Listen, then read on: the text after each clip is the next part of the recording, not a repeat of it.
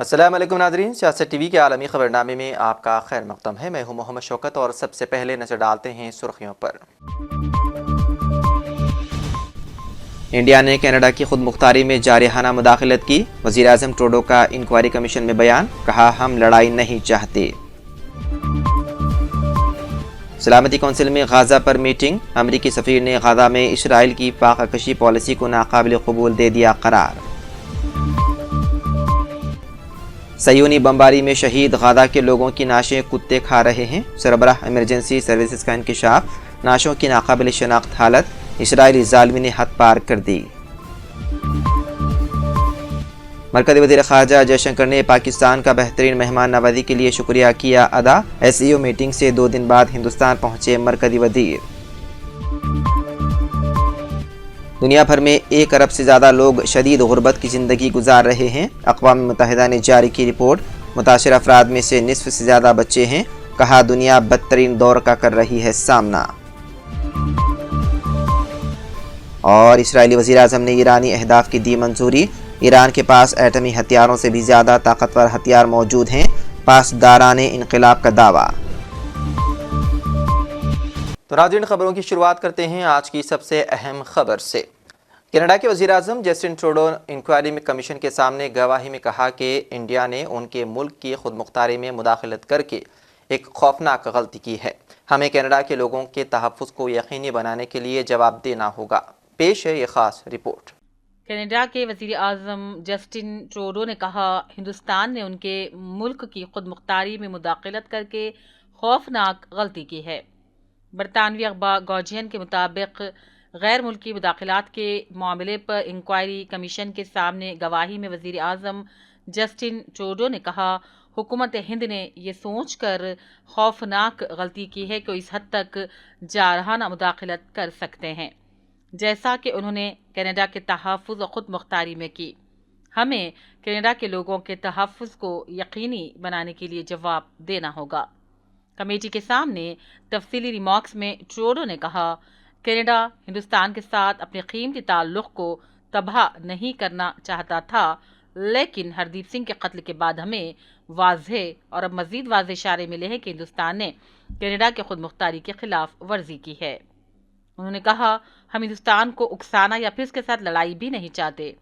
वाज़ेह है कि हिंदुस्तान में सिखों की खालिस्तान तहरीक की हामी शाख से मुंसलिक रहने वाले ओहदेदार हरदीप सिंह निज्जार को गुज़िश्ता साल 18 जून को ब्रिटिश कोलंबिया के शहर सरे में उस वक्त फायरिंग का निशाना बना दिया गया जब वो गुरुद्वारा के अंदर मौजूद थे। अपनी गवाही में ट्रूडो ने मजीद कहा इंटेलिजेंस मालूमात में ये बात सामने आई है कि मुख्तलिफ सियासी जमात कंजर्वेटिव पार्टी भी गैर मुल्की मुदाखलत की कोशिशों में शामिल थी। ये शमूलियत का आला खतरा मौजूद था। इससे पहले भी कैनेडियन पुलिस ने इल्ज़ाम लगाया था कि हिंदुस्तानी सिफारतकारों ने क्रिमिनल नेटवर्क के साथ मिलकर सिखों को निशाना बनाया है, ताहम हिंदुस्तान ने इसकी तरदीद की है। जस्टिन ट्रूडो के बयान पर हिंदुस्तानी वज़ारत ख़ारजा के तर्जुमान ने कहा कनाडा ने हिंदुस्तान और हिंदुस्तानी सिफारतकारों के खिलाफ लगाए गए संगीन इल्ज़ामात की हिमायत में हमें कोई सबूत पेश नहीं किए। इस लापरवाही रवैये से हिंदुस्तान और कनाडा के ताल्लुकात को जो नुकसान पहुंचा है इसकी जिम्मेदारी सिर्फ वज़ीर आज़म ट्रूडो पर होती है। जवाब में जस्टिन ट्रूडो ने कहा कैनेडियन हुक्काम ने निजी तौर पर हिंदुस्तानी हम मनसबों के साथ शवाहिद शेयर किए, लेकिन उन्होंने ताउन नहीं किया। वाज़ेह है कि कनाडा ने अलहदगी पसंद सिख रहनुमा के कत्ल में मुलव्विस होने के इल्ज़ाम में हाई कमिश्नर समेत हिंदुस्तान के 6 सिफारतकारों को मुल्क छोड़ने की हिदायत दी।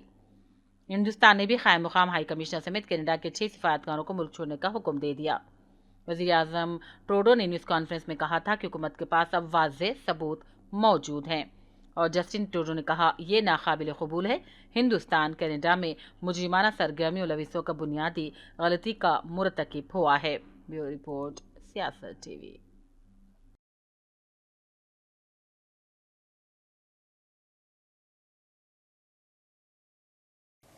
कनाडा में तालीम हासिल करने के ख्वाहिशमंद तलबा हिंद कनाडा के कशीदा ताल्लुकात के दरमियान खौफ का इजहार कर रहे हैं। हिंदुस्तान में मौजूद बाज़ तलबा ने हिम्मत का मुजाहरा करते हुए कहा कि हम महफूज हैं, जहां चाहे तालीम हासिल कर सकते हैं।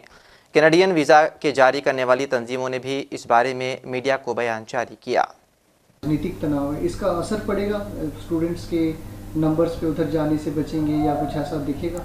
اگر میں پرسنلی اپنا اوپینین دوں اس پہ تو مجھے نہیں لگتا کہ اسٹوڈنٹ کے لیے کوئی بھی کسی بھی چیز کا امپیکٹ پڑتا ہے، بیکاز جس نے پڑھنا ہے وہ کسی بھی کنٹری میں کہیں پر بھی پڑھ سکتا ہے. بٹ لیکن سم ہاؤ اگر کئی جیسے پنجاب میں آلموسٹ سب کو کریز ہے کینیڈا جانے کا، تو کینیڈا کے لیے تھوڑا ڈیفیکلٹ ہو سکتا ہے.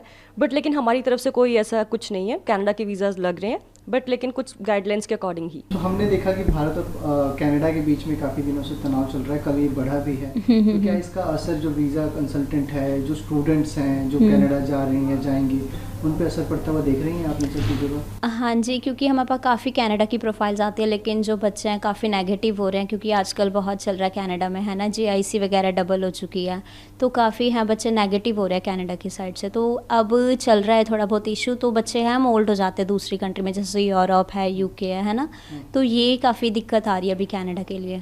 تو جو ابھی پولیٹیکل چینجز ہو رہے ہیں اس کی وجہ سے بھی اسٹوڈنٹس پہ اثر پڑے گا، آپ دیکھ رہی ہیں ان سب چیزوں کو، یا ٹھیک ہو جائے گا آنے والے ٹائم؟ مے بی ابھی تو تھوڑا بہت ہے، جیسے ورک بچوں کو نہیں مل رہا ہے، تھوڑے بہت ایشوز آ رہے ہیں بچوں کو، تو مے بی آگے جا کے یہ دقت نہیں آئے گی، ہے نا، بچوں کو تھوڑے چینجز وغیرہ. تو کینیڈا اور انڈیا کے بیچ میں جو کلیش چل رہا ہے، پولیٹیکل کلیش چل رہا ہے، اس سے کیا اثر دیکھ رہی ہیں اپنے آنے والے ٹائم پہ کینیڈا کو؟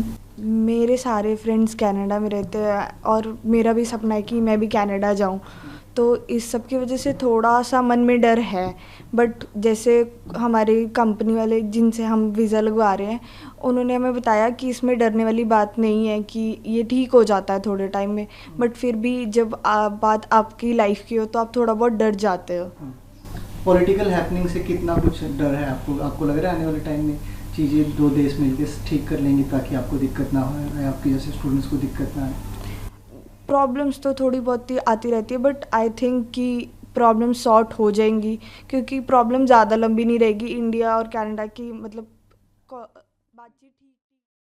امریکی سفیر نے سلامتی کونسل اجلاس کے دوران غزہ میں اسرائیل کی فاقہ کشی پالیسی کو خوفناک اور ناقابل قبول قرار دے دیا. غزہ کی صورتحال پر اقوام متحدہ کی سلامتی کونسل کا ہنگامی اجلاس برطانیہ، فرانس اور الجزائر کی درخواست پر ہوا. اجلاس میں بات کرتے ہوئے امریکی سفیر نے کہا کہ غزہ میں اسرائیل کی فاقہ کشی پالیسی خوفناک اور ناقابل قبول ہوگی. اس پالیسی کے عالمی اور امریکی قانون کے تحت مضمرات ہوں گے. امریکی سفیر کا کہنا تھا کہ خوراک اور دیگر امداد فوری طور پر غزہ میں پہنچانی چاہیے، جبکہ حفاظتی ٹیکوں، انسانی امداد کی ترسیل اور تقسیم کے لیے غزہ میں وقفے ہونے چاہیے.